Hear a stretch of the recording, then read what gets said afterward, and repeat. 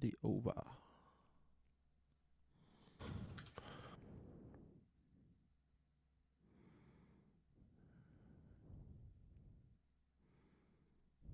He said do minus 125 under and plus 110 over.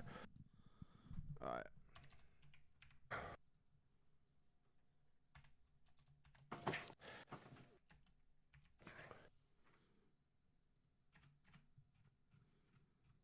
Cool. I still cannot see Ryan. Is that just me? Is that just me now? I see it. Yeah. What is it? There it is. Now I'm good. Okay. Talking shit. Yeah. I mean, no.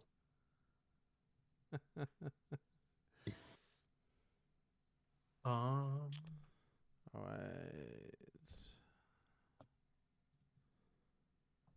Yeah. Looks like we're going.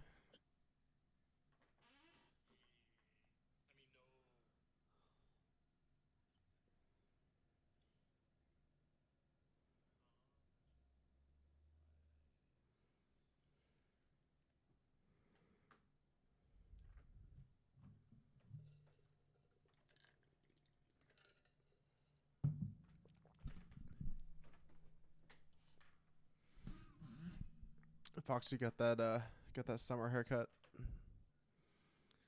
Yeah, this is the Tiffany Stoop special. 2, 3.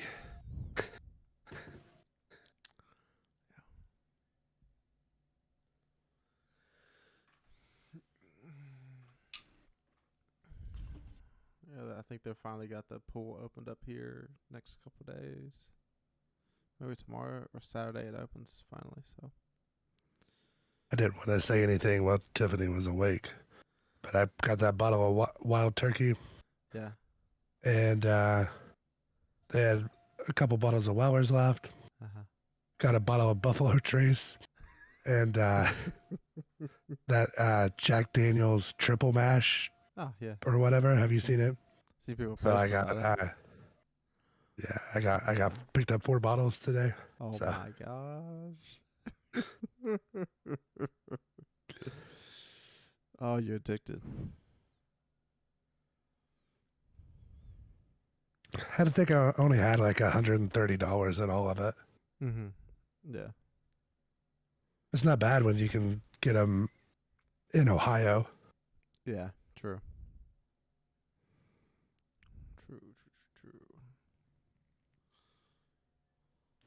I don't know if I'm gonna like that turkey though, man. That's what is it, like 119? Yeah, it's up or something. Yeah, I think it's 116. The one I got anyway. So I don't know if it changes. But yeah. That's good. I don't think I'll like the Jack, but I bought that for Aaron. Oh, okay. Because he's a big Jack Daniels guy, so yeah. I was gonna surprise him. I took him a bottle of Buffalo Trace last weekend, and he like fell in love. He's like, "Oh my god, it's so smooth." I said, "I know, it's wonderful."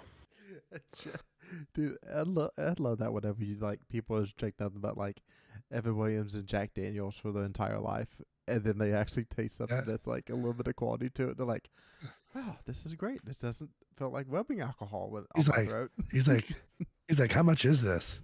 And I was like, $23 a bottle if you catch it in the store. Yeah. He's like, "Are you serious?" He's like, "Yeah." Yeah. It's literally $3 more than that Jack Daniels you've been drinking since we were 17 years old. Yeah, people drink that just off its name. It is not good. Not a fan. Not a fan of that Tennessee bull crap, as Duke used to say. Yep. Dude, it's like for our NBA team, we're rooting interest. It ended up being the worst possible scenario, potentially going into the finals. Yeah, but I'm still root for Golden State over Boston. Really? Dude, I hate Boston. I hate those. Like, I don't like. He's a Red Sox fan. but I don't like hate the Celtics as a franchise, but I do not like Marcus Smart. I do not like Jaylen Brown, and I do not like Jason Tatum. Like, I liked KG, Ray Allen. I love Paul Pierce. Paul Pierce is one of my favorite players ever. But I just do not like this group of guys. Me neither. I agree with Ryan. But I kind of like Draymond now, which is weird because I used to hate his guts. But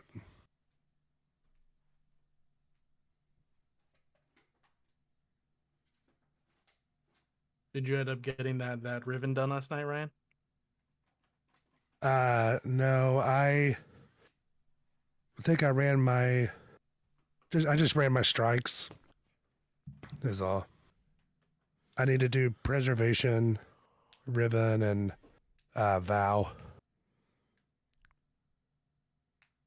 Yep.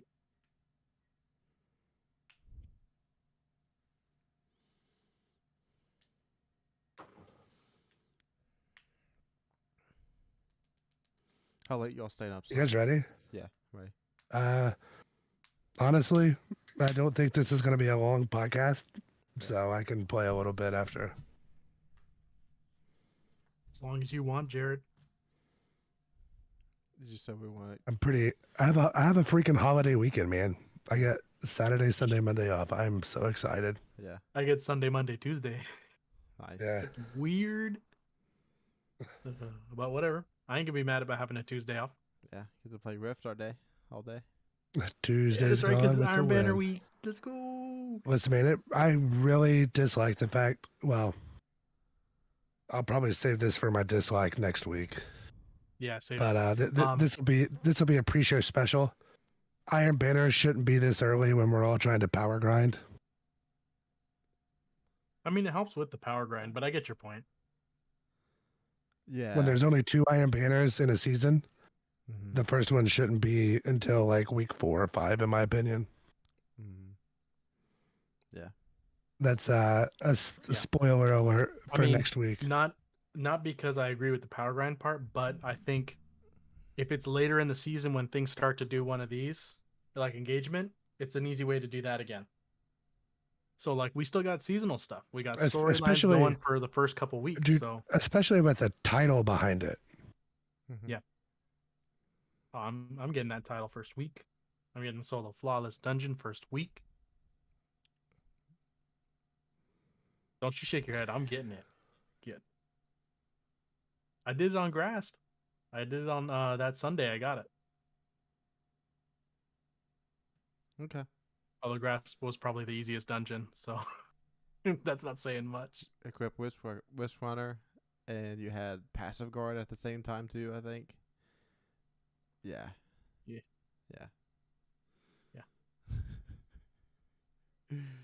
All right, yeah. Whenever you're ready, Fox. Somebody's not even in the Zencaster. Yeah, that's. Oh yeah, hold on. That's definitely Ryan's fault. I've been in there the whole time, dog. Just checking. Okay, yeah. My line's all squiggly. I'm not muted. Good.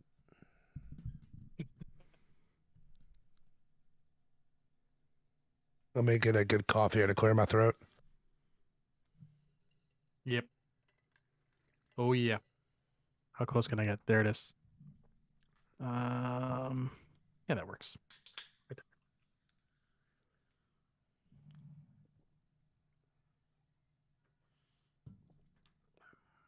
there. You guys ready? Yep. Yeah. Yeah. All right, clicking the button now.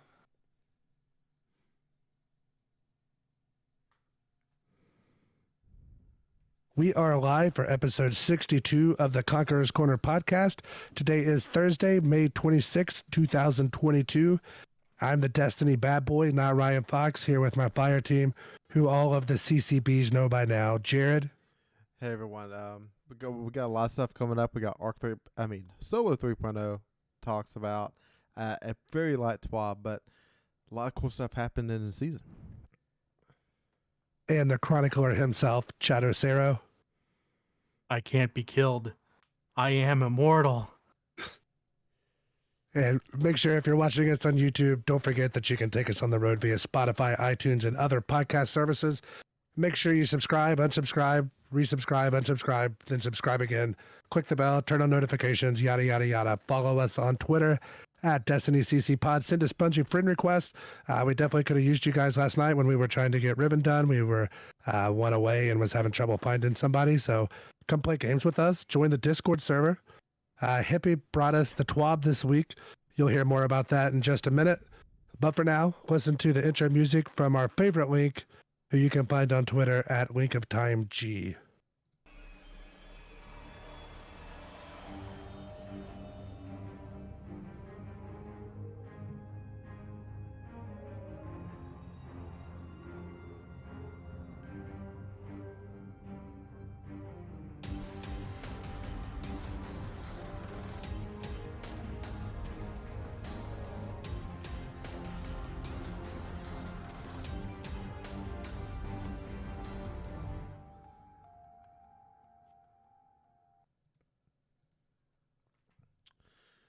All right, everyone. This week started off a little rough with a tragedy that happened in Texas, and along with that, it is also Mental Health Awareness Month. So, there's probably a lot of stuff on people's minds nowadays. It's not about gaming, and if you're struggling with any of those, Bungie's put out a couple places that you can go to for some help. So they do have a link on the website, but also the National Alliance Mental Illness. They provide education, support, and public awareness for individuals and families with mental illness. And you can click on that. And also the JED Foundation, which protects health and prevents suicide of teens and young adults. So if you're struggling with any of those, reach out to those groups. And they are trained and qualified to help you along with anything that you're experiencing. All right, next we'll get into finally getting Season of the Haunted. And initially that trailer was supposed to drop like 3 hours before the season actually released, but Monday night took a little change happened. It turns out Sony Japan leaked the season, so Bungie's like, well, Chad was right. Cat's out of the bag. And I was like heading to bed that night. I was like, I'm gonna get a good night's sleep so I can come home from work the next day. And as I lay my head on the pillow, I'm like, get on Twitter, and it's just blowing up with everything that dropped. And where was you all at whenever you seen everything finally leaked out and Bungie's like, just put it out on the internet? I saw it on the Discord. I saw it on Discord. One of the mini Discords was like, "Look at this big scythe" or whatever, and I was like, "What?" So I look it up and saw that Sony Japan leaked it out just like Chad said that they would. So shout out to Chad. He was dead on for that one. Yeah, boy, it was gonna be Sony. I think I was in bed as well. I finished my last Gambit win. I got my dredging. I equipped it. I unequipped it, and then I turned the game off. So I was like, I'm done. I'm done with the season. I'm ready to go on the next one. And I just laid down. I'm like, I'm just gonna, browse the Reddits and just play some music or watch a video and just go to bed. And then all of a sudden, somebody linked it to me, I think in our Discord, and they're like, hey, check out the link from Japan. And I was like, oh no. Yeah. So yeah, I spent a good amount of time watching the Japanese one, and then I was like, oh wait, it's in English now. But yeah, that was a fun night. So they released the Season of the Haunted trailer Monday night, and then Tuesday they released a developer insight to Solo 3.0, and this had some general talk from the devs about their thoughts going into it and what their purpose was with redoing Solo 3.0. And what leads us to with the seasonal trailer was we're getting a look into who we're going to be teaming up with this season. So we're going to be teaming up with Keitel, Zavala, Crow, and Eris to stop Callus from contacting the Witness and Callus has brought his Leviathan back and he's found something calling to him on the moon, which was the pyramid that we discovered back in Shadowkeep. So hopefully I didn't say too much there that Chad's going to be mad at me about or I got wrong. But we also brought the helm with us. That we always was a lot of thoughts of like what the helm actually is. Is it in the tower? Is it somewhere else? And it turns out it's a ship ready to go. And it's sitting out there orbiting the moon for us to just be ready to strike in the action. So heading back to the Leviathan, we have a new public event, Nightmare Containment, free-to-play public event aboard the dialect of the Leviathan. And it's designed to be chaotic and fun. It scales to the number of Guardians participating. More Guardians means faster boss burn and potentially more loot. We also got a new mission called Sever. It can be done solo or in a team of 3. You must traverse your way through the underbelly of the Leviathan and battle hordes of enemies to sever Callus's power.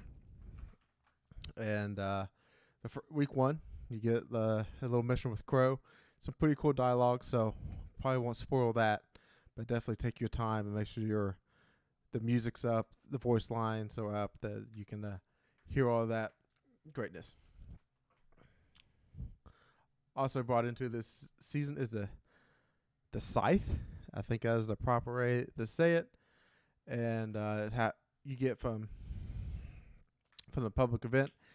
It's a heavy swinging beauty that comes in handy with flaming projectiles that can launch at any foe. So you have light attacks, and the light attack can be a 4-hit combo that does some projectiles and does 30 plus 20 stacks of Scorch. So to me that's reading as the initial attack's 30, and then every attack after that is 20 Scorches. So, and then an air attack, that's a solar Scythe, like slam it down, and it kind of leads into light attacks. So, and the Scythe also helps you heal depending on how many swipes you've done, and AoE damage done to the boss or to whatever. You also have a heavy attack that does 40 plus 50 stacks and is an AoE damage. So, have you guys got your hands on one? I know it's pretty competitive to get a Scythe when it spawns, but how do you feel about it?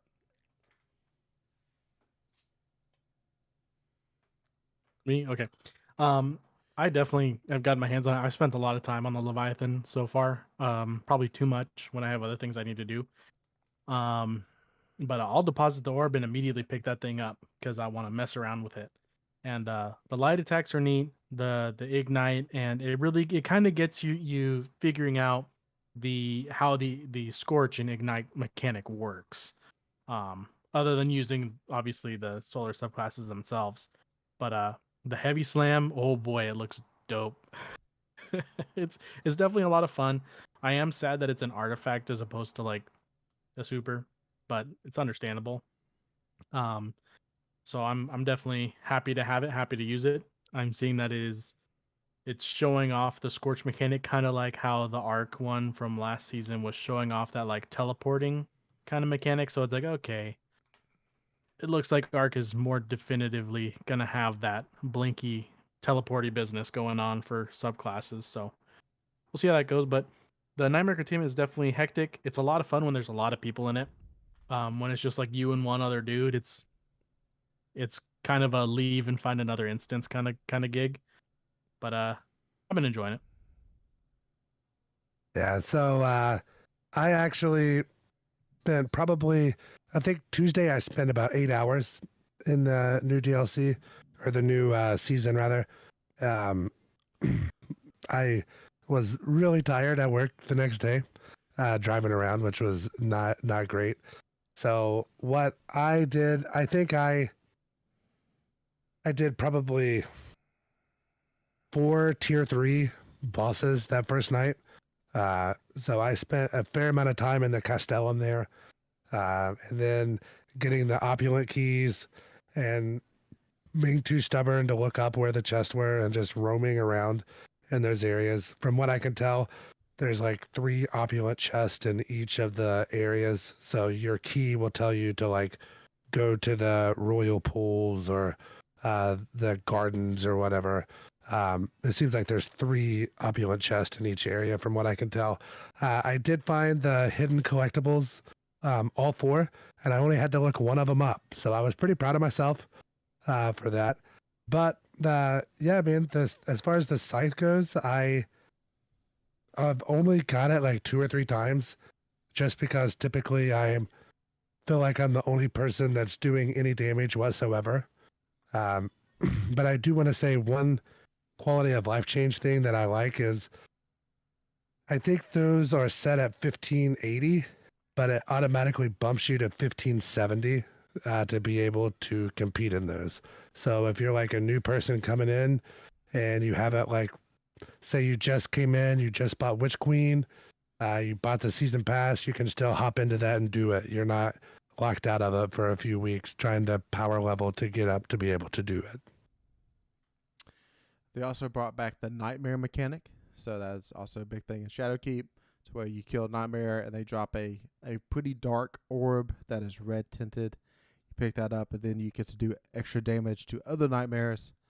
So I remember back in the day we did the time trials for the nightmare hunts back in the day, and I just kind of just like, man, how long ago was that? And I was like thinking of like how long ago Shadowkeep was, and doing that mechanic. So just like quick hit, like, do you like the Nightmare mechanic of picking up the orb to do more damage?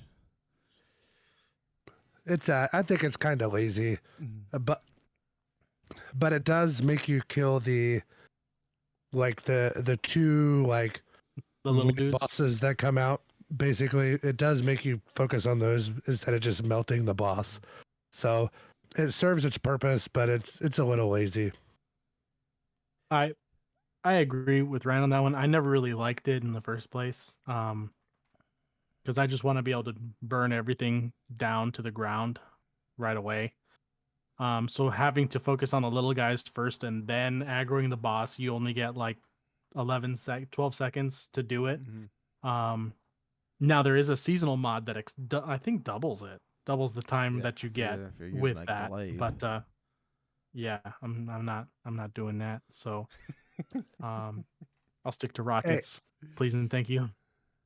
Let me say, do you remember us talking about like the exotic glaives and me saying like the warlock one's hard to use because I didn't know when I could like charge it or whatever in order to put the healing like the healing turrets down? I was getting those much more consistent because I had like, I'm trying to do bounties obviously to be able to get to like plus 20, plus 15 for the GMs and yada yada yada. But I was getting those to proc a lot more, which were helpful whenever there was only 2 or 3 people in my instance, because apparently nobody else knows just to run like linear fusion rifles for DPS. It's like the easiest thing in the game. Everybody's so, I'm the only one doing DPS and everybody else is dying. So I'm trying to throw turrets down and throw like healing grenades and stuff. But man, it was a little frustrating. But it seems like when I came back on Wednesday and was doing it, everybody seemed to be a little bit more experienced. And I had more people in the instance, so we were getting through them a little easier. Well, me and Chad played a little bit last night when we was doing like one of the Witch Queen story missions, and I'm so used to the way I played with Void. I just like W key, get up in the action and go, and I was dying so much. That's probably what was happening there, Fox. Is this like first couple of days, like we were really powerful last season with Void, right? Park and Devour, volatile rounds, and just melting everything. Just a learning curve in the beginning. And people experiment with Solo 3.0. Yeah, and I typically play more of that kind of back, like easy, like precision damage, playback, not up in the fray. I kind of play at those longer ranges, so that's probably part of it as well. All right, so that's pretty much what's going to be going on this season. The kind of the loop. You got the public event to go rake up your the Crown of Sorrow that is in the helm. That's kind of being controlled by Eris, and that's how you can unlock the extras. It's not a skill tree, but the upgrades. So like eventually you can focus your weapons. You get more seasonal currency, and like you get some like you'll be able to focus to some red weapons. So you just basically go rake up public events to do your seasonal challenges, just like kind of what we've been doing the last like 2 years ish. So, I do want to say I know I did this last week and the week before, but this mailbag question really fits in right here. And the mailbag question is, how do you recommend doing the upgrades with the Crown of Sorrow? From what I've seen, and so full disclosure, I just went like the first one on each, just out of like habit. I wish I would have paid a little bit more attention. The play is to do all the top row ones, because that can get you red bordered weapons, which is going to help you get your patterns done faster. So definitely that would be my recommendation. Thanks for telling me. I was kind of doing the same thing you were. Just like I was going to just casually unlock everything and like focus on red weapons later in the season. But I just know that like right now a lot of people's grinding those keys trying to get those red weapons to drop because they have to go start building up the beloved and Austrian rolls. But I don't know. I think it'll just become passive as like we go on and on. Just like it's going to happen later in the season. I do have to have something else later to do. Yep, definitely agreed. I'm not pushing towards getting those red weapons done right away. We have this entire year with the seasonal content. Well, 3/4 of it. So I'm cool with taking my time and unlocking everything. All it won't take that long. Even it won't take as long as last season, because ranking up gives you the unlockables for it. So if you're playing enough in the Leviathan, you're gonna get free unlocks for that table. So I mean, I'll be exploring quite a lot and adventuring and doing a lot of other nonsense when I'm not doing pinnacles. So how did you guys wrap up last season? Did you get the patterns for every seasonal weapon? Yeah. Yep. Yeah. That's kind of what I think you join me in Discord sometimes, Fox. You're like, Jared, what are you doing? I was like, I'm literally just working on weapons. And that's all I kind of worked on the last 3 or 4 weeks. The only thing that I got everyone except Peace of Mind. Okay. So now I'm just doing it. Like I picked one up this week to do it at like right on Tuesday, like the free red border you get. Mm-hmm. So, in a couple more weeks I'll have it done. So, and I didn't even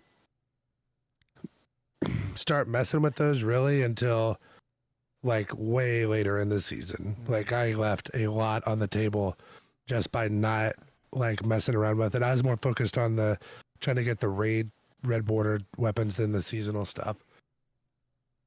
I did the opposite of you. I just like focused on the season because I know that like starting this season we're gonna have to start doing the raid more because we're power leveling and stuff. I don't know. Yeah. By the way, Cataclysmic, I really, really, really like that. I just hit it to like rank 16, so I have like every perk unlocked on it to craft, and it is really good. Do you not do enhanced bait and switch right now? Because it's not working. Yeah, no, I saw it's not working as intended. Mm-hmm. As in, like, not working at all. Right, yeah. I think I have, like, maybe 4th times in surplus, I think. Or, I'm sorry, 4 times in high impact reserves, I think is what I have on it. So you really start pumping damage out there towards the end of it. All right, next thing is up is we're going to talk a little bit about the dungeon. And it's going to arrive tomorrow, and it's going to be at 10 a.m. Pacific Standard Time, so that's 1 o'clock Eastern, and we're going to be streaming it later that night as we all get home from work and doing all those normal everyday people things. However, to make sure you don't crash out of it, Bungie's going to give you a little bit of recommendation here. There's a glitch. If your sound effects is at 0, you will crash in the activity. So make sure your sound effects are at least at 1 or above to make sure you are able to log in, and that should be fixed next Tuesday. Next, I got no. I mean, they did show us in the seasonal trailer. They showed us a Guardian walking through like the ending area of the Leviathan raid where you get the chest, and then there's a nightmare portal there. I'm hoping that's just story related, because I would rather have a Vex dungeon on Europa. Mm-hmm. But we haven't gotten Vex or Cabal dungeon. Problem is, if it's a Leviathan dungeon, it's going to be Cabal and Scorn, and Jared's going to absolutely hate everything about life. Now, we know the Leviathan has more than that, though. It had the raid layers. We do. Well, yeah, in the Menagerie, it had everything. Yeah, and the raid layers had Vex and High, but yeah. Had Vex and, yeah. Literally every enemy type is aboard that Leviathan. Yeah. He just has control over the Loyalists, Cabal, and the Scorn. So I mean, I'm still hopeful for Europa, but yeah, it's looking like everything might be self-contained this season on the Leviathan, which I'm not mad at. The Leviathan it's a cool area, and the changes they made to everything is neat. I'm just hopeful for Europa. All right, next up, we got asked the Silver Fox about what's going on in Eververse. How many armor sets has he bought so far, and is he getting anything else inside? All right, so as our silver expert, I will say I had 1,000 silver left from last season. I think with the expansion, I either bought I might have bought a 50 piece at the start of the expansion. So, and then because we also had the Guardian games, I knew we had Guardian games coming up, and I always like to get that Guardian games armor. I have like everything that's ever been sold for the Warlock I've purchased. So whenever this season came out, I had 1,000 left, and I did a 1999 pack and put on top of it which left me with 2,300 silver, I want to say. So the first thing I bought was the armor set because I really liked the armor set. It kind of has some of the solstice-y like holograms coming off of it, I guess. And these are solar, so they look cool. And you got like the big sword, like the Warlock sword, that like the Dawn Blade that they use on it. The Hunter one also looks really cool, I think. Titan was the worst looking of the three, but it still looked pretty good, I thought. As far as seasonal armor goes, I was very impressed. The other thing that I bought was the finisher, one of the finishers, the one where you snap, and it might be, I don't know if it's Warlock specific, to be honest. I don't think that it is, because usually those are only 500, but this one was 800. So I think it can be between. So you do the snap and it's like a finish. I was also eyeballing, there was a Siva ornament for one of the Warlock pieces. So I was looking at it and I was like, I'll worry about it. I'll pick those up as they come through with Bright Dust.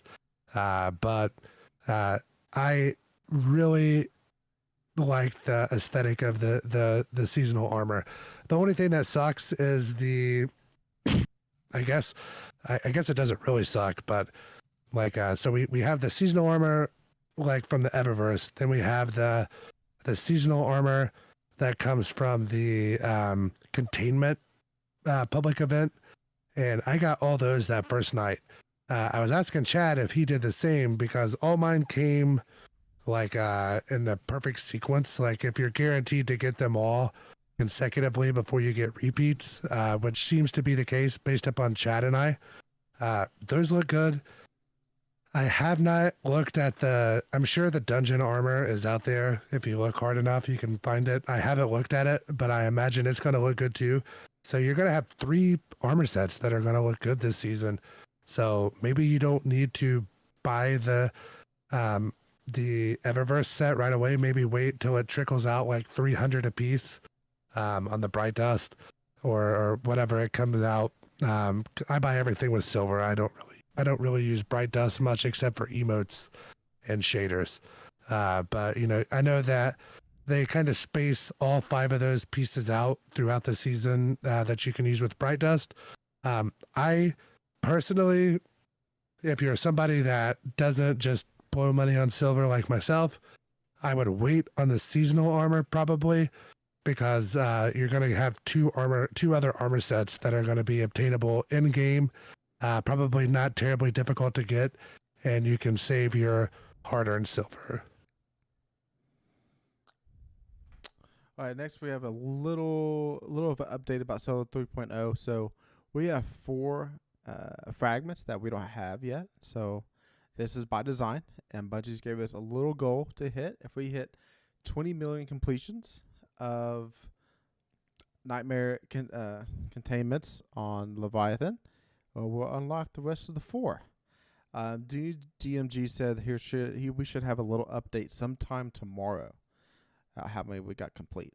But like, if let's just say that there's 2 sets of 3 fire teams, and they get a Bosch completion, that counts as 6 completions compared to the fire team at 3. It only counts as getting 3 completions. So maybe you join up, and then you leave the fire team, get some people to join on. You get like 8-9 people in an instance, and really go to town on that event. Probably make it really easy and fun, and blow through it pretty quickly.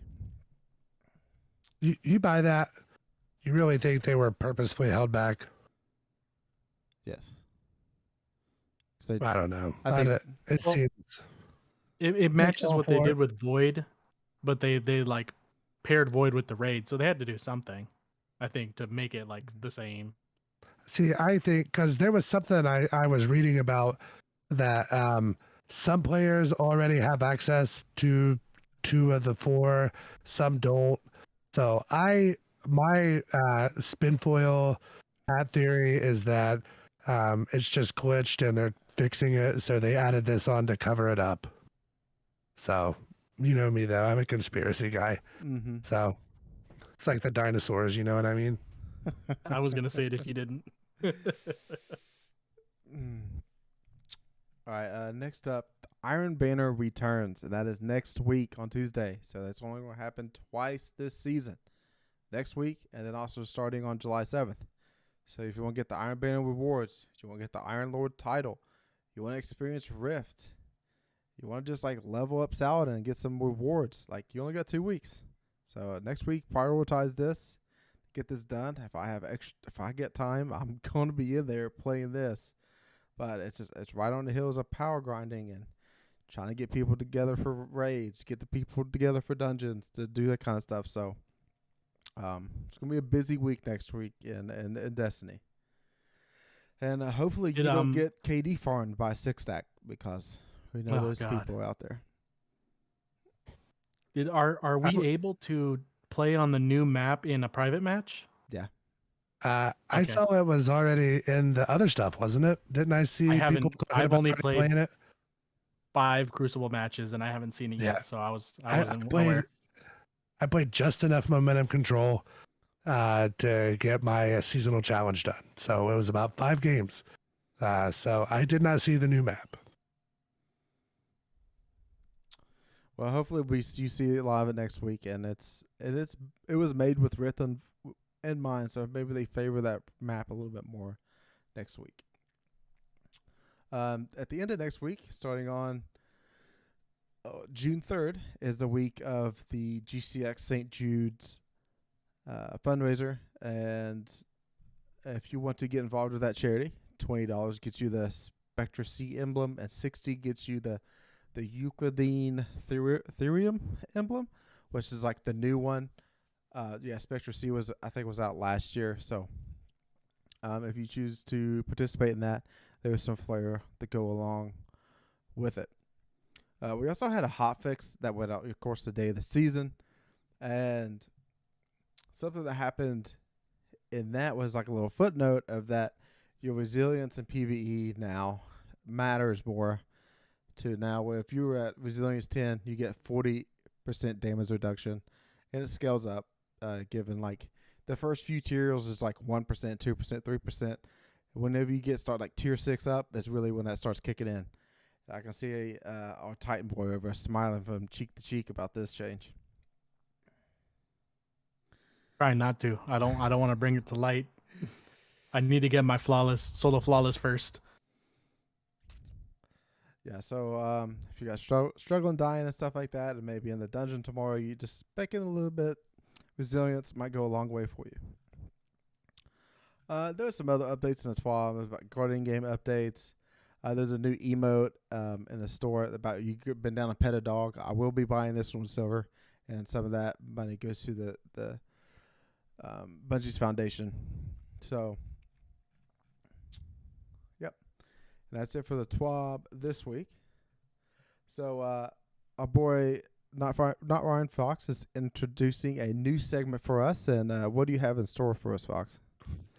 Nice. So, one of my favorite NBA writers / podcasters, Zach Lowe, he does a thing called 10 things I like and don't like, and he comes out every Friday. So I don't want to do 10 things because we don't want to we want this to be good every week and not just the first couple weeks. So we're going to do 3 things that we like and dislike as a podcast. I will let Jared go first. Let's do our likes first, and then we'll go through our dislikes. All right.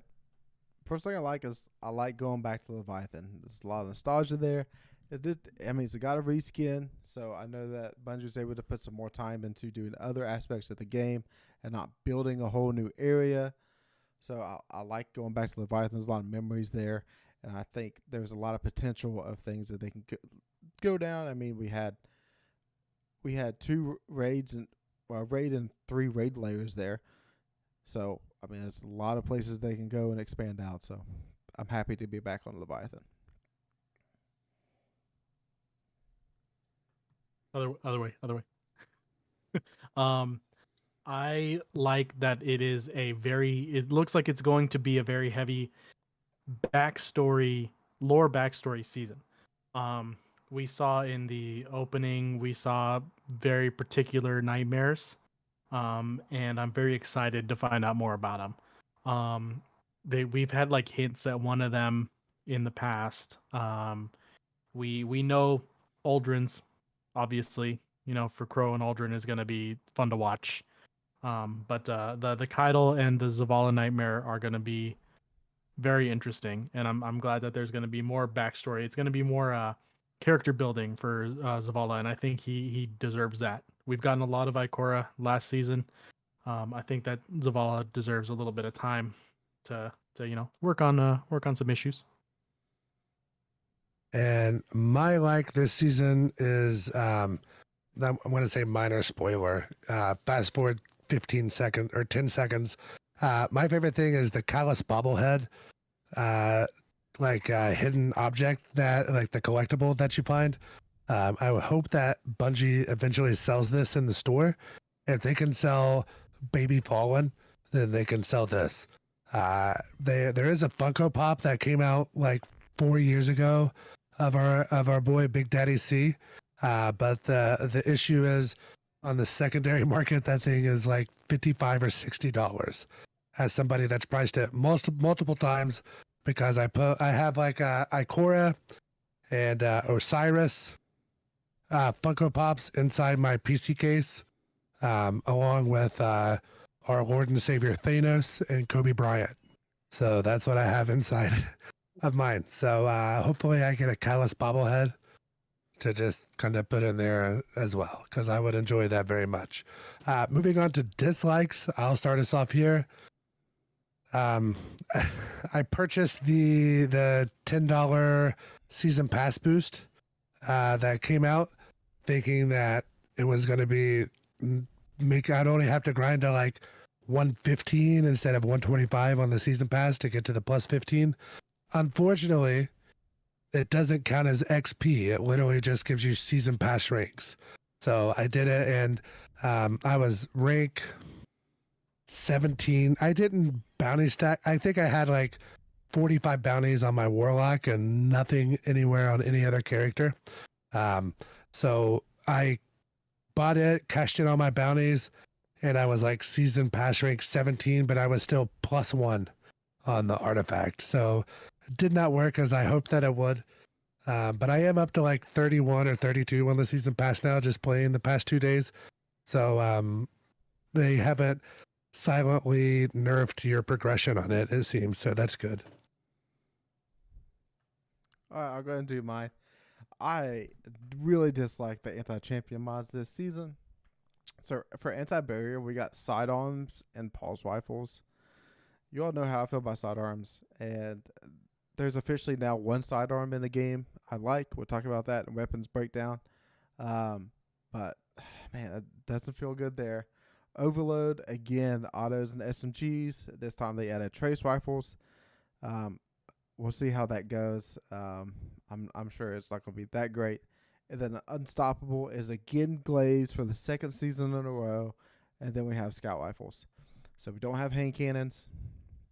That's a big miss. We don't have bows. I mean, it's why? We have scouts though, right? Yeah, scouts is unstoppable. Yeah. Yeah. So again, like Bungie is leaving out primary weapons for champion mods. It's like there's no reason you can't just loop in sidearms and hand cannons together. They're always paired. Whatever it is, one of them is, the other one is also that. Same with they're doing it with auto and SMG. Yeah, it doesn't make sense to me, and that's my dislike. And I'm probably gonna be complaining about it for the rest of the season. Yeah, the overload trace, by the way, I was using it a lot last night. It doesn't work like div. It works like auto and SMG. Oh, no. So you need to hit like 10 shots in a row before it procs. It's more consistent because it's easier to get those 10 hits in versus like on an auto rifle or an SMG. But you still need to get those shots in first, and it's sad. I was hoping it would just plink and automatically overload like div, but it doesn't.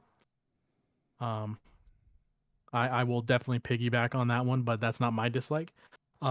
My dislike is that I still have yet to gaze upon his eminence, our Lord and Savior, Emperor Big Daddy Callus. We've heard a lot about what he looks like in the lore in many different places. He's obviously created visages of himself as the robots. He has statues all over the place of himself. We've heard that he looked like a puddle of goo before he put on the crown, and I'll talk more about that later. But I want to see him. I want to see him. I want to see him in the flesh, the real flesh this time, because we have never once actually looked upon him. And just see what's happened to him. I'm very curious. I don't want to give him a big old hug because I couldn't hug his robot this in that mission this week. Yeah, no, I teabagged him a couple times, and so to recap, our likes were we brought back the Leviathan, the Callus bobblehead, and heavy backstory season. Dislikes anti-champion mods, season pass boost does not give XP, and we have yet to see Poppy Callus. Jared, Solar 3.0, get us started, my man. All right, so we're going to just tell you like some of the global changes, just real quick, is that everybody now has a healing grenade, and it doesn't work exactly the same as you think about the overcharged one that the warlocks used to have. It cures you on impact, and then it creates an orb of benevolent solar light that gives restoration whenever it's picked up by allies. So we have, I think it's 7 solar or 8 solar grenade options. So you have everything that you can choose from. So you need to go to Ikora to buy the rest of the grenades that you don't have if you are missing some. First up here, we got Titans. And Chad, how you going through Solo 3.0 with your punchy boy? Oh, boy. At first I was kind of messing around with the and I'm going to talk about this one first because it's the one I don't use anymore.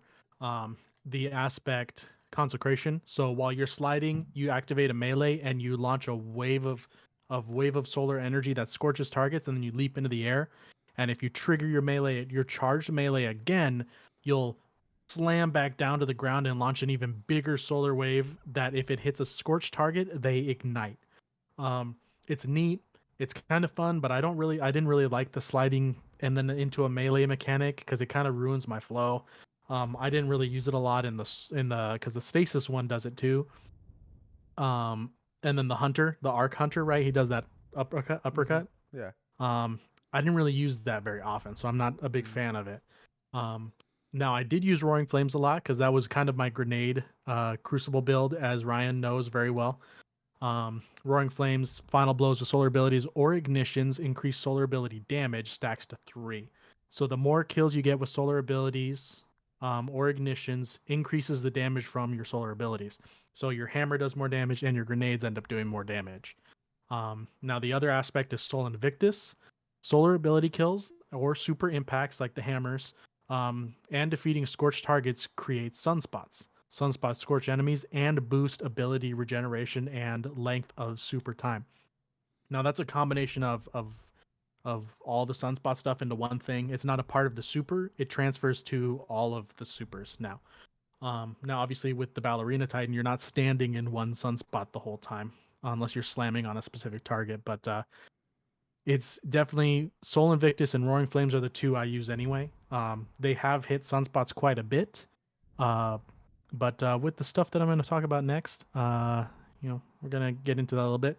Now, my build is typically high resilience, and coincidentally, the build that I led into the season, literally I made it Monday night into the season, has 10 resilience and 10 discipline by accident. I didn't even mean to do that. I was like, oh, that's neat. Super high resilience.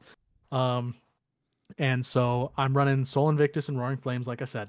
So I'm making sunspots, and I'm throwing hammers and grenades to ignite things, create more sunspots, and stand in them to get my regen abilities back faster.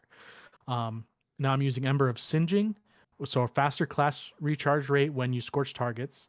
Ember of Torches, so powered melee attacks make you and nearby allies radiant. So if I do it near someone, they'll get radiant as well. Radiant and restoration effects applied to me have increased duration. And then Ashes, you apply more scorch stacks to targets. So all those kind of combine to just make a bunch of scorching going on. My restoration and my radiance lasts longer. And then obviously I have Lorelei Splendor going on. So I'll activate a class item, get Sunspot, and with 10 resilience with the 40% damage debuff and all these abilities, as long as I'm standing in a Sunspot and getting kills to proc restoration again, I am actually a tank. Like, I feel like a Titan now. Like, I'm actually able to tank a bunch of stuff, and it feels great. Now I'm very happy about it, and that's the build that I've been messing around with today. I kind of was like starting to do it last night, and then videos came out today about it, and I was like, okay, good, I was on the right track. I never got a good helmet though for Splendor, but I'll just have to grind that one out when I get it. That's it sounds like good things in chat. And my ass is that did you play with Heart of Most Light any with Solo 3.0? I did the first day because I already had it on. Yeah. So the extra, because that boosts abilities as well. Mm-hmm. So it's just a bunch of chaining going on together, which is nice. I mean, Heart of Most Light's just good as long as you're maining abilities over guns. Yeah. And I had a lot of fun with it. But like I said, at that time I was using the hammer slide and slam. Yeah. So I wasn't doing sunspots at the time, which would have been a lot more fun. But I've switched that up, so I'm good now. So for me, like I always had, like I just made a Heart of Most Light build for last season with Void Titan, because so basically, I was just gonna load that back up, switch over to Solo 3.0 and see how well it goes. Because Titan's not my main class, and hopefully you people listening, it's got some builds and loadouts saved in dim, so you can just call those up real quick. And if you have a heart build, that's going to be very easy to switch over to mount, no matter what subclass you're doing. Next up is Warlocks, and I'm seeing some people complaining on the internet, Fox, about solar Warlocks, and do they have any ground to stand on? What's your opinion so far? Honestly, Solar 3.0 for Warlocks feels like a step backwards. As if you were a person that had armor, like as a Warlock that was, let's say, like 100 recovery and then like 100 discipline, it was really good for both the stasis because it gave you stasis turrets, and it was also really good for your solar build. So you could kind of run the same armor set for both without having to change things around too much. And I'm always a person that likes the boots of the assembler, which we've talked about multiple times on this. So going into this, I feel like it's definitely worse than it was. So the two fragments that the two aspects I'm using, heat rises, which allows you to like consume your grenade, and that allows you to, whenever you consume it, I think it's 15 seconds, you're able to like shoot your guns in the air, throw your grenades in the air while you're gliding. It doesn't interrupt that at all. And I also have been using the Touch of Flames. So the other one, other than Touch of Flames, is basically it gives you Icarus Dash. So, you know, Icarus Dash would be like definitely the PvP way to go, but not so much PvE, which is, you know, like it says in the description of this podcast, we discuss the current events of Destiny 2 through the PvE lens. So I've been using healing grenades, but now that like I've spent roughly let's at least say 12 to 15 hours in this season, I'm not sure that's the way to go. So as mentioned earlier, we have like 8 different grenades. 7 all like the healing grenade gives you the restore and the cure. So restore and cure, basically what that does, you get a chunk of health and then your health regen starts immediately. Whereas the offensive grenades, which is everything except healing grenades, do scorch and ignite. So scorch is basically burn damage, ignite is basically like firefly, they explode. So previously, as that Middle Tree Warlock, you were able to basically overcharge your grenade and turn it into a healing grenade, but you still had an offensive grenade. So say I could throw like a solar grenade or whatever and still do damage to enemies, or I could just overcharge it, heal my teammates. Now you have to choose one or the other. You can't overcharge it to do that. So I think the play, now that I've taken some time, really looked at it, I think the play is to run an offensive grenade of your choosing, whether it be trip mines or something that does damage to enemies. Do not run healing grenade, and then you can run a healing rift with that, especially if you're running a high recovery, and because some of our fragments are going to increase our class ability, which is going to give you that rift to be able to heal yourself while you're standing in there. And then you also have the incinerator snap as your melee ability, which is really cool. Like you basically snap your fingers like this and you throw like 5-ish projectiles kind of in like I guess it would be 90-degree, like a 90-degree cone out in front of you. And that obviously it's going to scorch the enemies and then it can ignite them as well. So it's really good in lower level content, stuff that you kill with the powered melee ability. I imagine that whenever we get into like GMs and things, you're going to be better off to use the what's it called? The Jared, help me out. There we go. Celestial Fire, which shoots the fireballs that track out You have one or the other option there. So so with that, so if you have the Healing Rift, you're using offensive grenades to kill enemies, which is going to scorch and ignite, and then the Incinerator Snap, which is going to scorch and ignite. So then you get into your fragments down here. You have the Solace, which Radiant and Restoration increase duration. So you're healing, especially with Boots of the Assembler on. You're shooting those out, so that's gonna increase that amount. Benevolence, which is currently disabled, RIP, and that applying buffs increases your class ability charge. So you're gonna get that class ability, your rift back faster. Then you also have the Singeing, which scorch. Anytime you scorch anything, it's going to increase class ability charge. So once again, that rift you're keeping with the Boots of the Assembler, you're throwing those out to all your buddies. And then Eruption, solar ignitions. There's an increased radius of effect. So anything that you ignite, and it's going to increase that radius to where it ignites other things further away. Chad was talking to me about a build earlier with Vex Mythoclast and the new Warlock Exotic. I have also kind of been thinking about. I know there's one that solar precision kills cause ignition. Isn't that like one of the artifact mods? Yeah. The artifact mod, yeah. I think it's solar. Yeah, but yeah.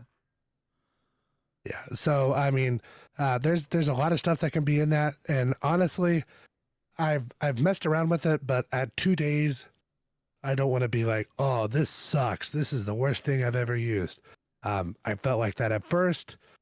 Reevaluating, plus we have 4 more fragments coming at us.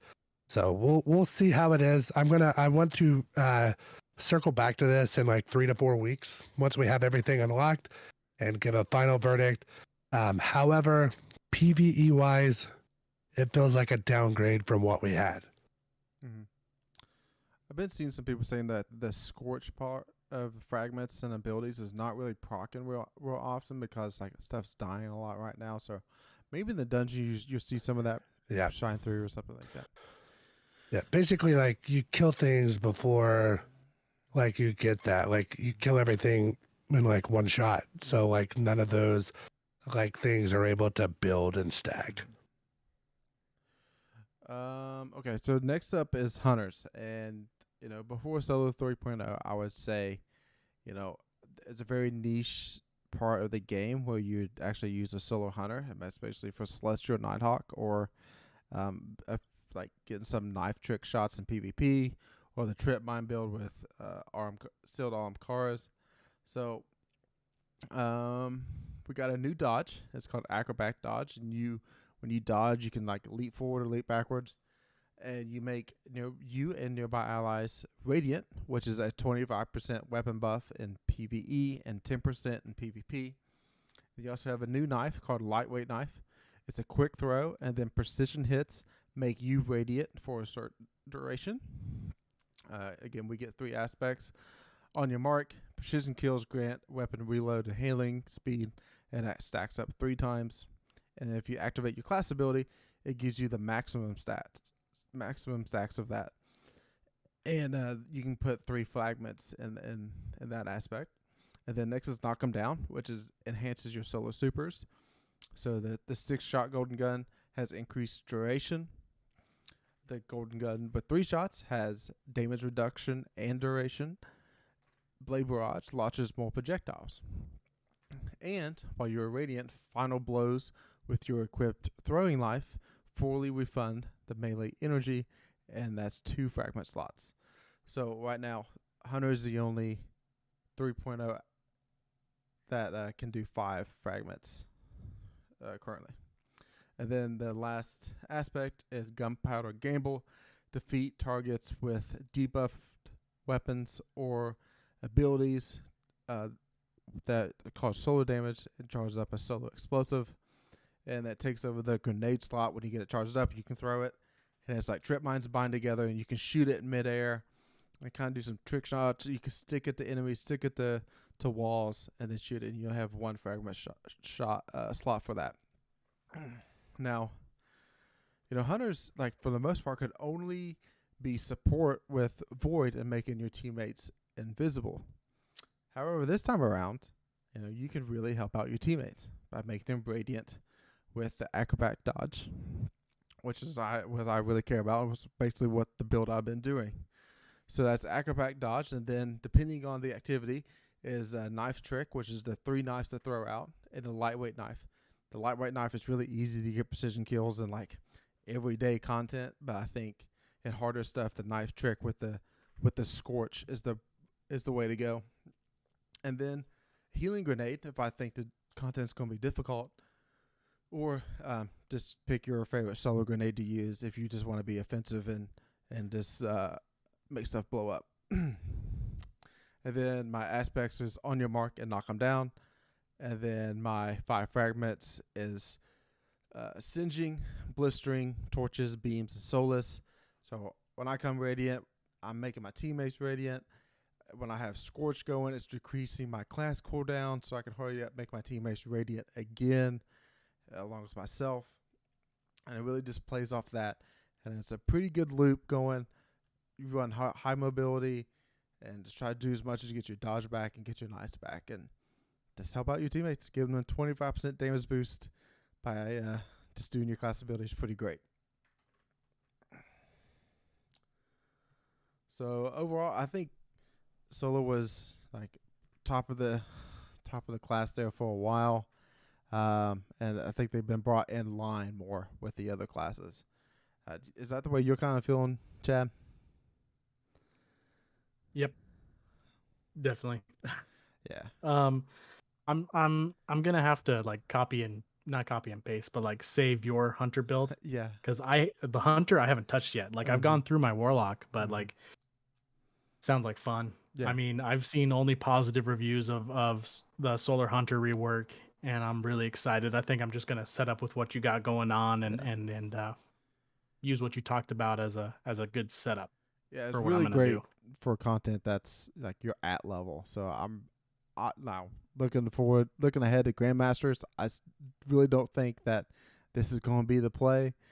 I'll probably be back to Invis Hunter or Stasis Hunter with Aeons, because we don't have the ability to make heavy ammo right now. So it'll be interesting going forward how the builds shake out and the meta changes as difficulty goes up in the game. All right, next segment is weapons breakdown. And, might as well get the exotic from the season pass out of the way. And, sometimes that what determines people buying the season pass or not. And this time it's the Trespasser. It's back from Destiny 1. And Bungie finally did it.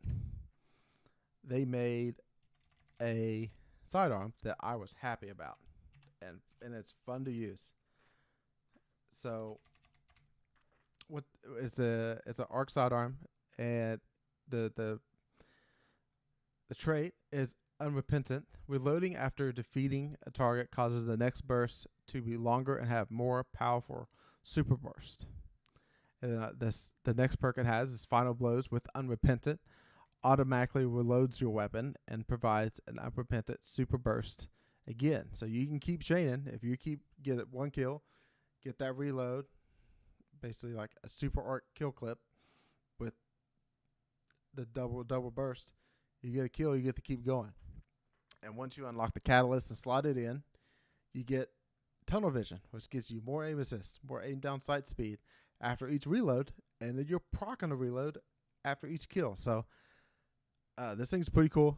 It's anti-barrier this season, so I can see this getting used in like the legend level of Nightfalls and maybe potentially in the master. But sidearms really not going to be playing Grandmasters, but it's gonna be nice, and I actually enjoy it. And Fox, I think you said you was enjoying it too. Yeah, I was. I always grab that right from the season pass right away. Most of the weapons I leave in there in case I need help with like a power level if I have something lagging behind. But that one I grab right away. solely so I can grab the quest for the catalyst from our boy Banshee at the start of the season, because a lot of times it includes things like do 200 completions of like playlist activities. So I want to get that started right away. But it was a lot of fun. I was very pleasantly surprised with that. Quick thing from the patch notes. So, like any other season pass weapon that has a catalyst that does that, where you need activities done and stuff like that, will now have the improved rate moving forward if you have it unlocked in your season pass. So, like usually I think at 92 sometimes Ariana's Vow is the one that everybody and Wither Horde, right? Yeah. Weren't those the two? Yeah. Everybody struggled with. Yeah. So now people have a little bit easier job moving forward if they come into the game a little later on. And it being in the energy slot, there's, blinding grenade launcher, the third in the kinetic slot, sniper, or shotgun. A lot of stuff to build into, and maybe it came a season early, so now we have Arc 3.0 for next season. So maybe having this catalyst and stuff ready to go for next season could be some pretty fun builds. And Fox was Forerunner Arc as well from the 30th anniversary? No, I believe kinetic. so. Yeah, that's right. It was kinetic because it gave you the frag. Gives you the frag grenade. Sorry, I messed up your segue. So Fox has been, nagging at me in chat for a while that we need to bring back Gambling Corner, and he's finally convinced us we're going to do it. We got some stuff to work on this season that maybe could provide you some content with us. And Fox, go ahead and walk us through what we're going to be doing. So just want you guys to know that I am the defending champion of the Gambling Corner. I did win it. I had the most glimmer by the time we ended last season. If you missed it previously, we all start off with 10,000 glimmer at the start of the season. Every week we will have a bet that is made, and there will be a line on the bet. There is a fellow that we play with quite a bit. We just call him Mr. Vegas. That's what we call him on here. We get with him, tell him what we want to gamble on. He sets the line for us. He may or may not be in Las Vegas and work with somebody that would know how to set lines. So that is how we do it. So Gambling Corner this week, we actually got a twofer for the people. The first is we're all going to ante up 1,000 glimmer each. So right now we're all currently at 9,000 glimmer. And the person that dies last in the new dungeon will receive all 3,000 of that glimmer.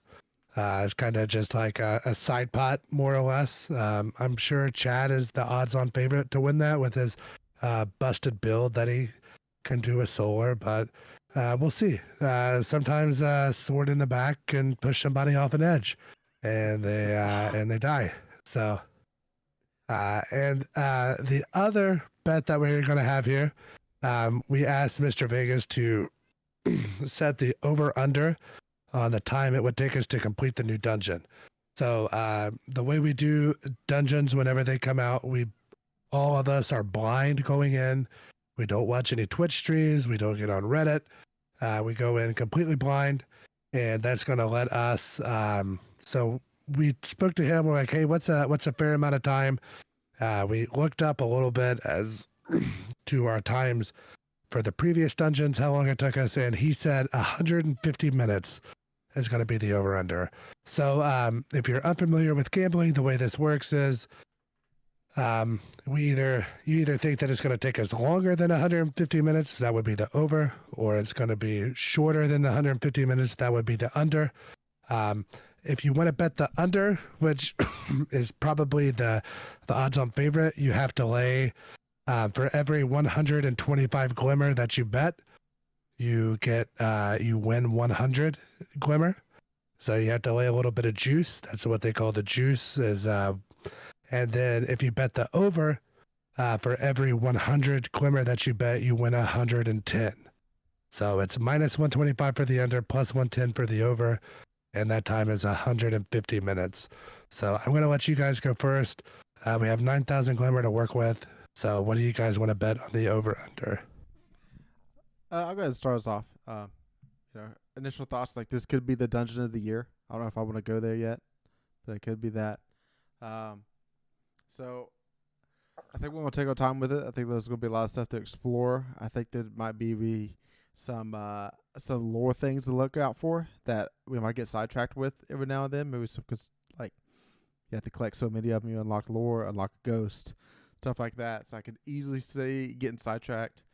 Not to mention Fox's pee breaks he has to take. He's probably gonna be drinking tomorrow night. I probably will be too. So you factor in some rest. But I'm gonna go over. I'm gonna put 2,000 glimmer on going over. Oh my gosh. You said I wanted to say 2,000, the same thing. Yeah, 2,000. All right. So if you bet 2,000, it'll win 2,200 for a total payout of 4,200.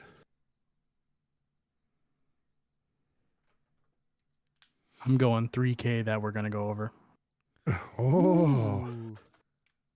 So 3K, 3,000 glimmer bet on the over. That's gonna pay out 3,300. Or that'll win 3,300 for a total payout of 6,300. So here's one thing I need to ask. Like phone calls, like having to help the kids, having to go pee. We can pause timers. Does that stop timer?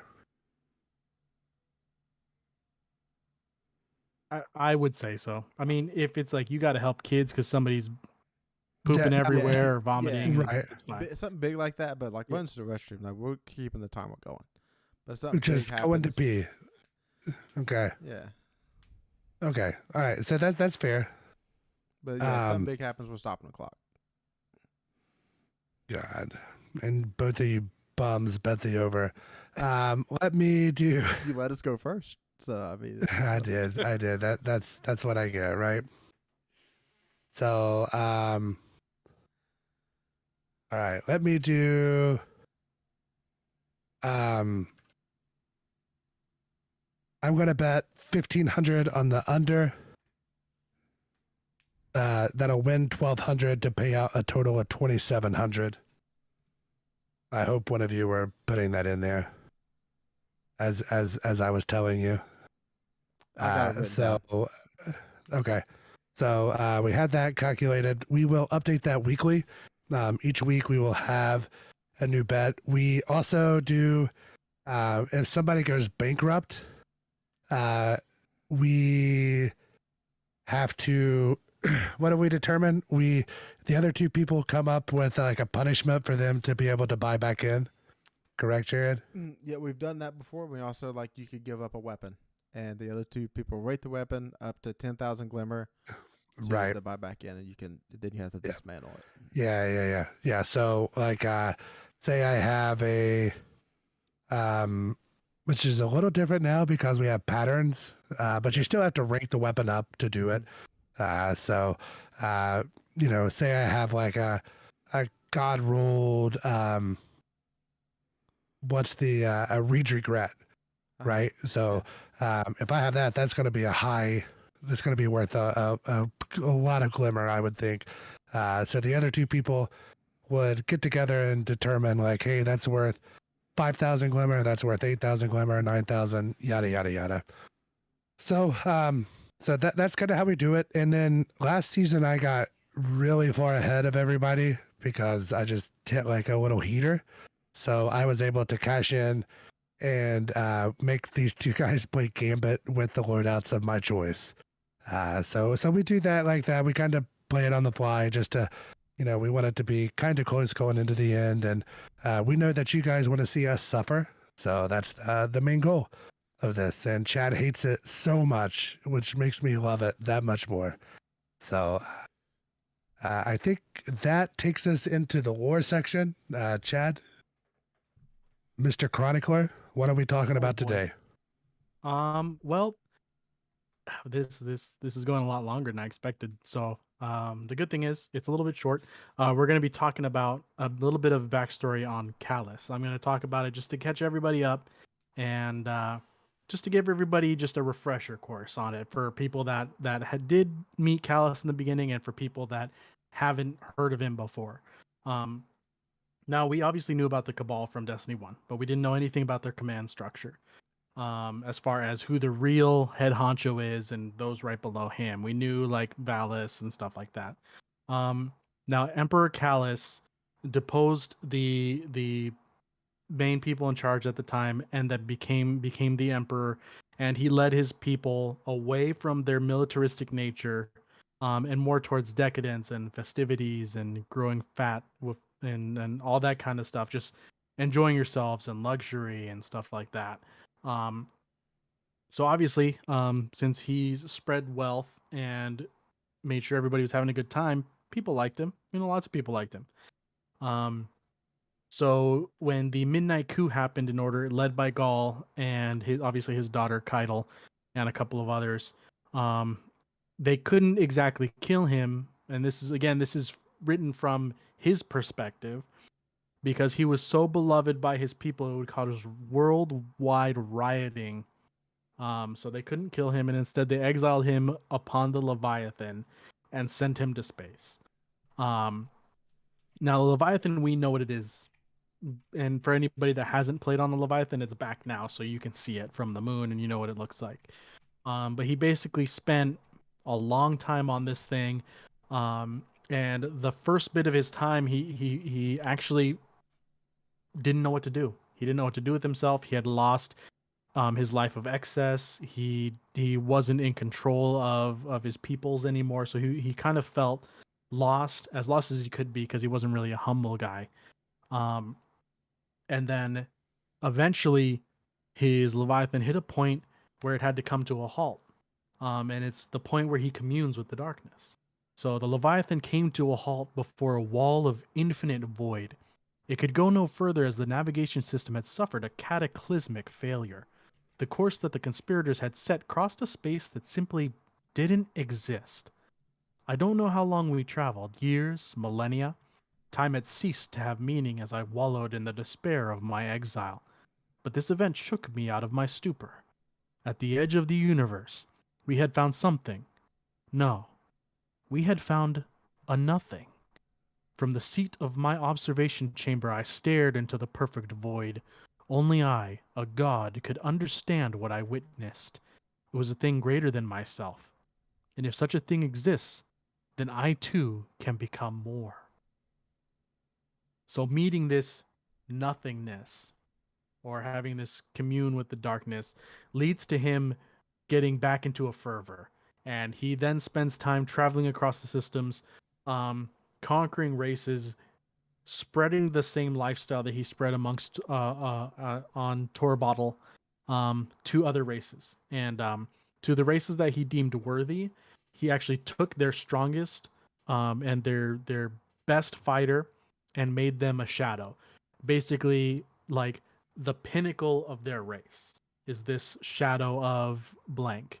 Now, he wanted us to be that. We would have been considered the shadow of Earth. So being the shadow of humans. Now, he goes a long time. He travels. He gets shadows. He gets more and more, kind of finds them here and there, and just takes his time enjoying himself at this point. He also spends that time finding races that he wants to observe and sticks them into his menagerie, which we found that out in Season of Opulence. Now, the Leviathan finally makes contact after we win the Red War, and we are invited aboard, where Callus tests our worth with a couple of tests. We get tested by the dogs, the gauntlet, the baths, and then finally himself. And we think we kill him, but we don't, because it's just a robot. Spoilers, sorry. And so we leave. There's nothing much more to do there. Now, Callus has us go back aboard the Leviathan 2 more times fairly shortly after each other. One to defeat Argos, the planetary core, who the Leviathan actually accidentally sucked out a Nessus while it was eating it. And it had what he called indigestion. So we killed it and started it back up. And then we also stop an invasion of the failing Red Legion by Valkaur on the Spire. And we kill him there and help out Callus again.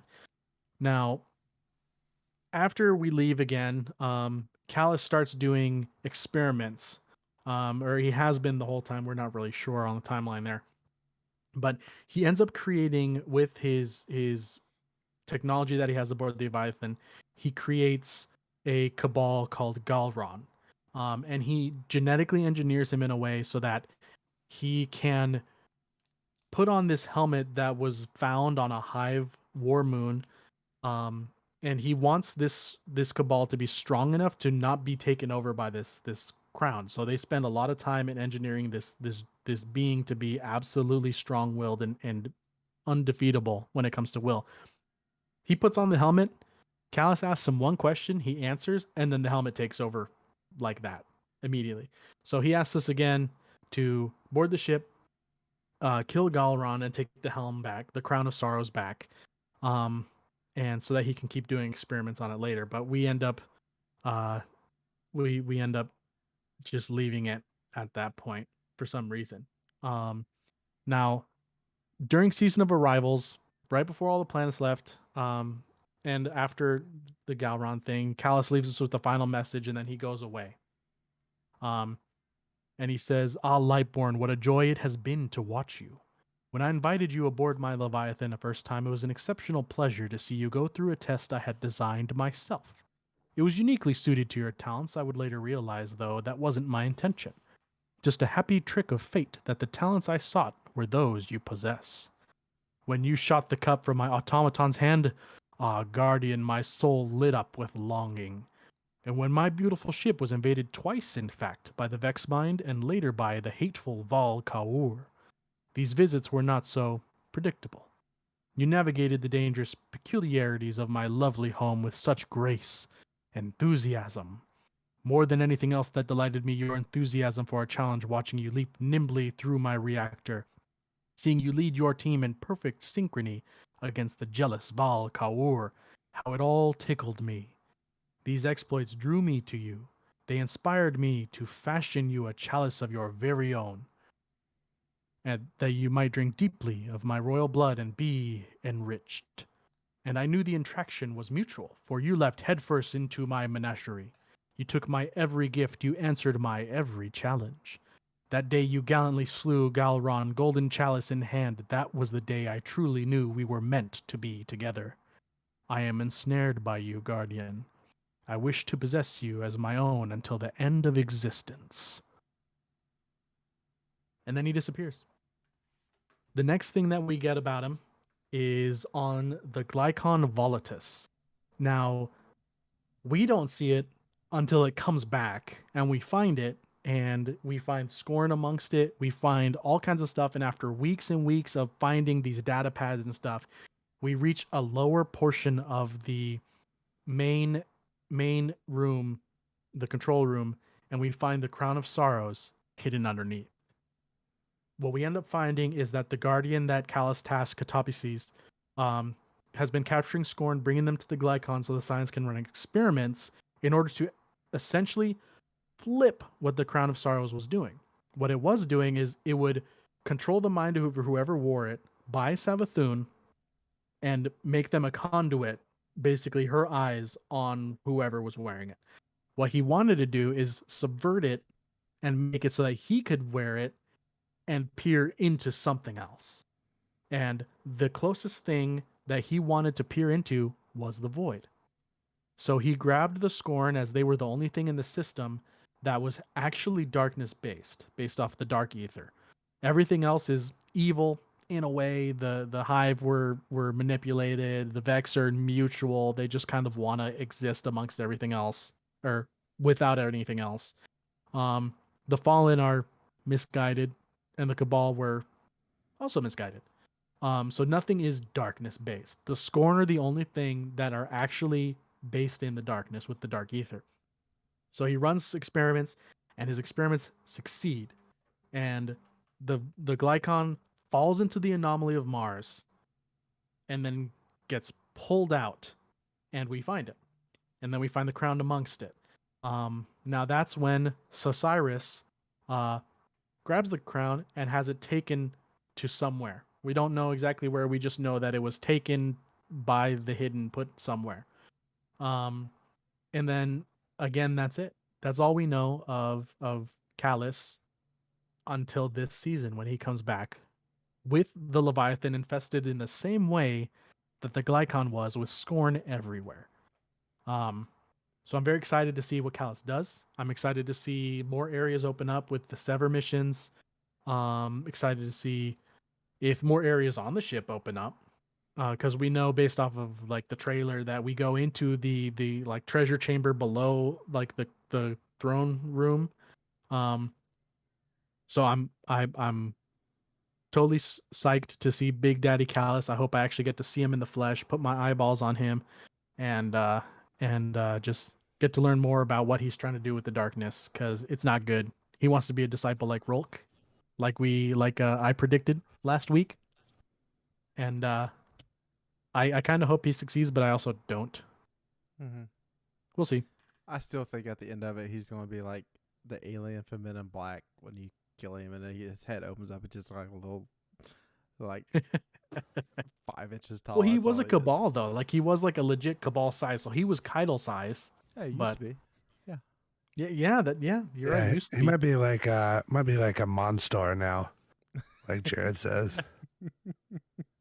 So that takes us into the mailbag, I believe.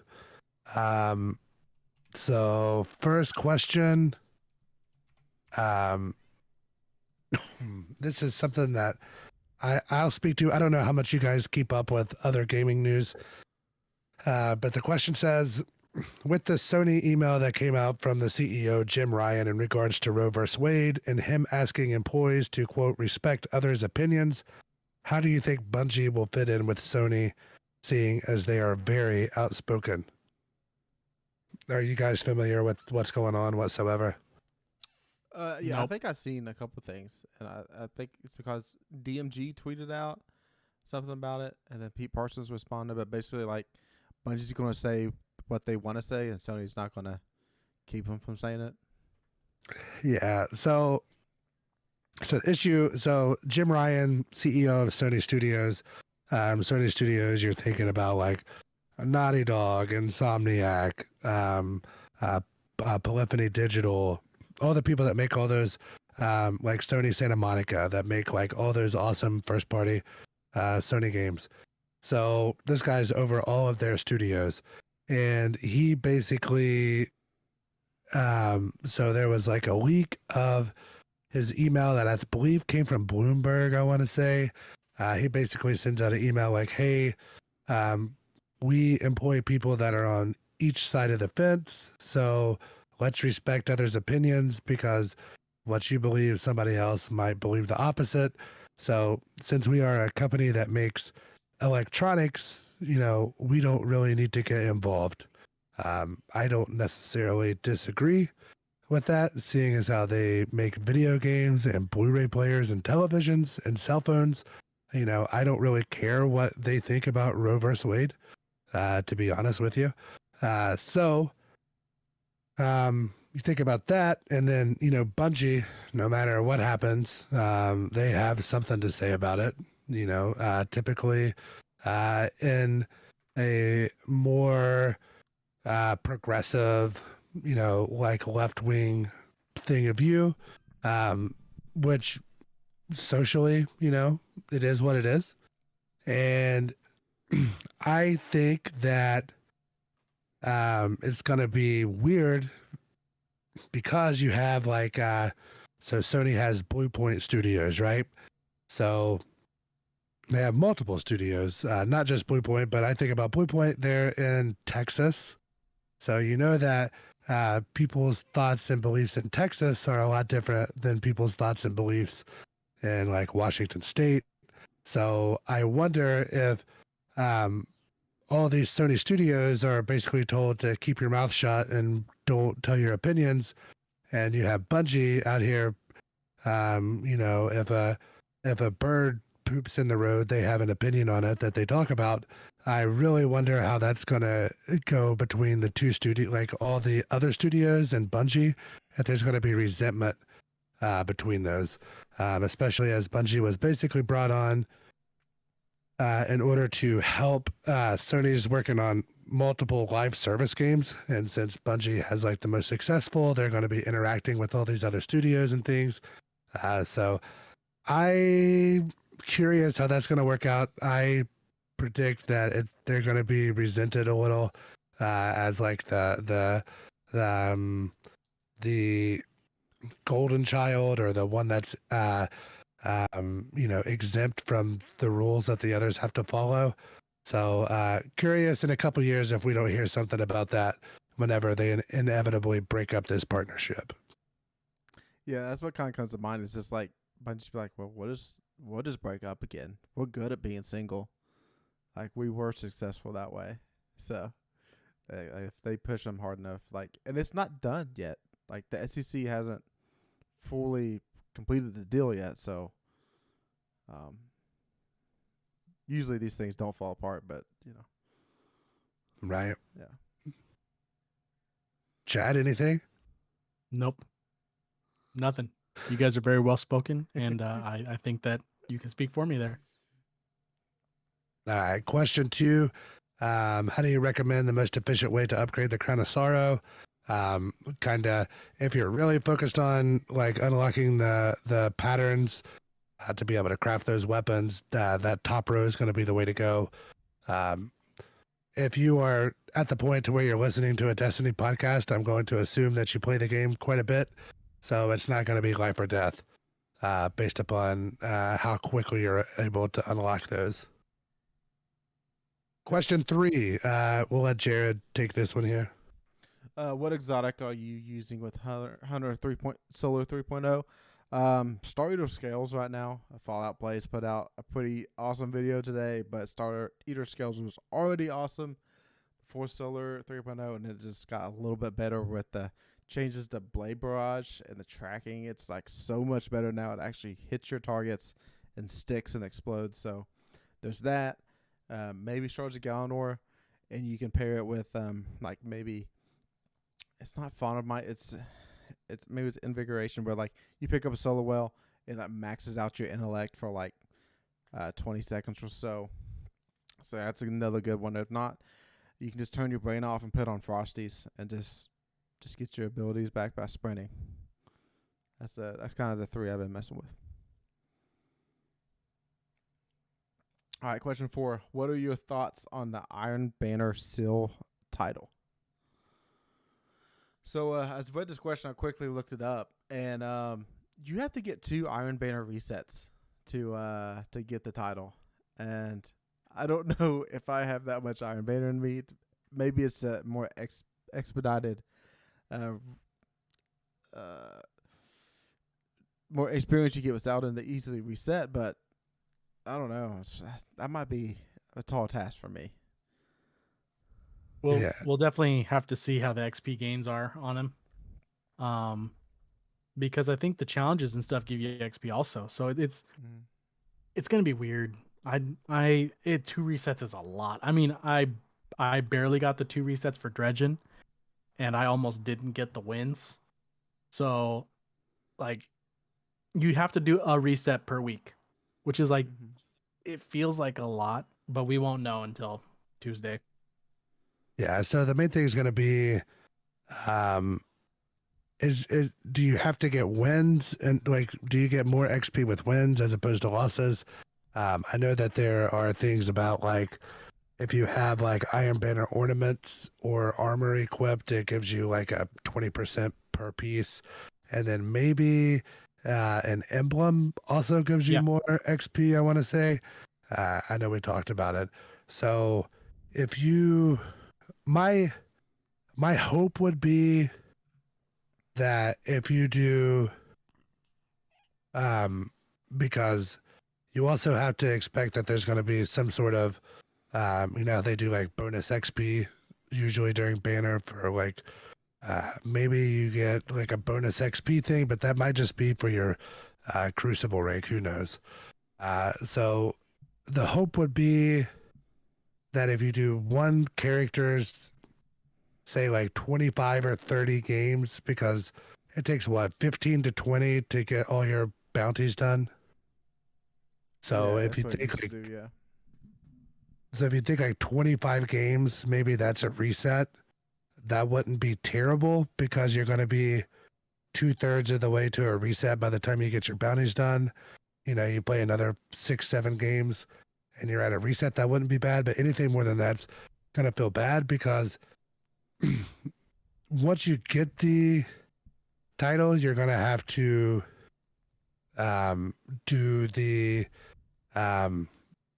like the how you can gild the title. So you're going to have more stuff. Gildings and season that's okay. So you can't gild it because you remember like Deadeye, you could gild the same season you got it. Yeah, that's not gilding for Iron Banners in season 18. Okay, so that'll help, but it's still gonna be a lot of Iron Banner, and God forbid you're on vacation the week Iron Banner is or something, because you're not gonna get it done. All right, our last question here. Have you checked out any of the playlist weapons? No, I've done hardly no playlist activities. I think I got like 4 hours of gameplay so far, and been very. I got the Crucible Fusion. It's stasis-y. So it's nice. That's 2 stasis fusions in a row. I guess this one's a different frame than Deliverance. Yeah, it's I think it's a rapid fire. Definitely frame. Definitely rapid fire. Yeah, so I've got the I've got all 3 because I've done my like 3 or 4 matches to do all those, and the seasonal challenges, one of them requires like 6 or 7 games of Gambit, and then you have like momentum control, and then I did a few strikes as well just to do some bounties. So I have like I've had the weapons drop. I haven't really used any of them to be able to tell you much about them, but I'm sure next week, whenever we do our weapon review, if that happens to be what we choose, then I'll form some opinions and let you know. All right, that's it. All right, is that it? All right, so I'm NotRyanFox, Destiny Bad Boy. Make sure you follow us on Twitter at DestinyCCPod. Join the Discord. Subscribe, unsubscribe, click the bell, yada, yada, yada. I'm going to let these 2 guys sign off. Just maybe if you get jammed up, don't mention my name. And get ready because these nightmares are coming in hot with some lore, so it's gonna be fun. Go Cats.